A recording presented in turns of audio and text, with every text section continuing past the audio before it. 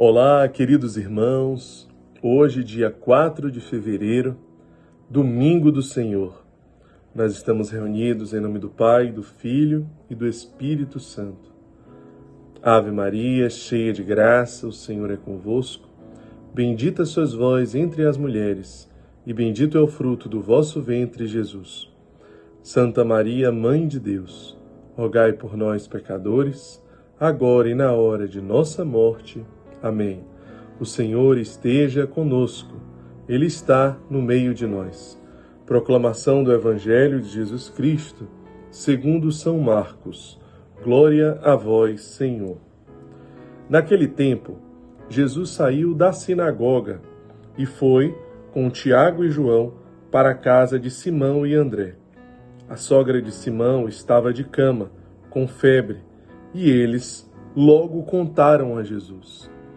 Ele aproximou-se e segurou a sua mão, levantou-a, a febre a deixou, e ela se pôs a servi-los. Ao anoitecer, depois do pôr do sol, levava a Jesus todos os doentes e os que tinham demônios. A cidade inteira se ajuntou à porta da casa. Ele curou muitos que sofriam de diversas enfermidades, expulsou também muitos demônios, e não lhes permitia falar, porque sabiam quem ele era. De madrugada, quando ainda estavam bem escuro, Jesus se levantou e saiu rumo a um lugar deserto. Lá ele orava. Simão e os que estavam com ele se puseram a procurá-lo. E quando o encontraram, disseram-lhe: "Todos te procuram." Jesus respondeu: "Vamos a outros lugares, nas aldeias da redondeza, a fim de que lá também eu proclame a boa nova, pois foi para isso que eu vim." E foi proclamando nas sinagogas por toda a Galileia e expulsava os demônios. Palavra da salvação, glória a vós, Senhor. Então, meus irmãos, nesse domingo, 4 de fevereiro, 2 pontos chamam mais profundamente a nossa atenção no Evangelho de hoje. Primeiro, o desejo ardente do coração de Jesus de curar a todos, de libertar a todos. É isso que o Evangelho, é isso que São Marcos nos relata hoje. Ele curou muitos que sofriam de diversas enfermidades e expulsou também muitos demônios. A cidade inteira se ajuntou. Veja, Jesus, que é a própria compaixão, sempre, claro, cheio de compaixão, porque é a compaixão, porque é o amor. Arde no seu coração, sim, o desejo de amar, o se compadecer daquele que sofre, sentir na sua própria carne toda a dor da humanidade. Esse é Jesus. Por isso, hoje nós somos chamados a mergulhar nesse mistério de amor, de um Cristo compaixão, de um Cristo amor. O que mais o inimigo, ele tenta os cristãos, é sobre o amor de Deus. Ele tenta nos convencer, especialmente nos momentos de mais dor, nos momentos de mais sofrimento, nos momentos de mais provação e dificuldade, que Deus se esqueceu de nós, que Deus abandonou você. E isso não é verdade.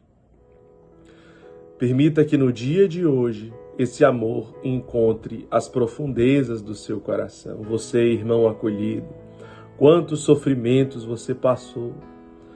Em tantos momentos você se sentiu abandonado também por Deus. Hoje você é convidado a fazer memória e a perceber que Deus nunca deixou de te amar, muito pelo contrário. Nunca deixou de sentir a sua dor. E o segundo ponto é, dentre tantas curas e libertações, aqui nós temos uma personagem especial no Evangelho de hoje. Jesus cura a sogra de Pedro. Veja a fidelidade de Jesus com os familiares dos seus discípulos, dos seus apóstolos. É isso mesmo. Pedro precisava prosseguir naquele seguimento a Cristo. Pedro seria o primeiro Papa. Pedro estava caminhando para a fidelidade. E Jesus também jamais abandona os seus. Jamais abandona os seus familiares. Deus é fiel. Deus é fiel. Se perseverares, tu e a tua casa serão salvos. Sim, Deus é fiel com a cura, com a conversão, com a salvação dos nossos familiares. Não tenhamos medo desta verdade. No momento certo, os frutos são gerados. Muitas vezes nós nos preocupamos tanto com a conversão dos nossos, quando que isso vai acontecer, e muitas vezes nós cobramos, e muitas vezes nós exigimos, enquanto que Jesus nos pede apenas para viver o Evangelho, viva o Evangelho, testemunhe o Evangelho com a sua vida. Essa é a grande resposta. Um pregador, ele conta que uma vez foi numa cidade e uma senhora o procurou e disse: olha, você precisa conversar com meu filho, ele precisa se converter, porque ele não vem para a igreja, ele não participa de nada. O senhor precisa ter uma conversa com ele. E ela insistiu muito, insistiu. Então aquele palestrante, aquele pregador, ele pensava que esse menino era terrível, né, porque ele não participava de nada das atividades da igreja e etc. Então ele foi com aquela senhora em casa. Então ele teve um momento a sós com aquele jovem, o filho daquela senhora, que relatou tudo o que acontecia na sua casa.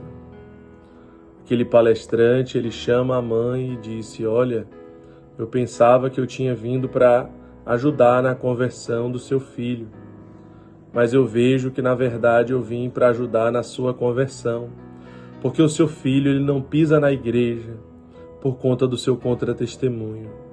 A senhora fala mal dos outros. Todos os dias a senhora fala mal dos outros. A senhora tem inimizades.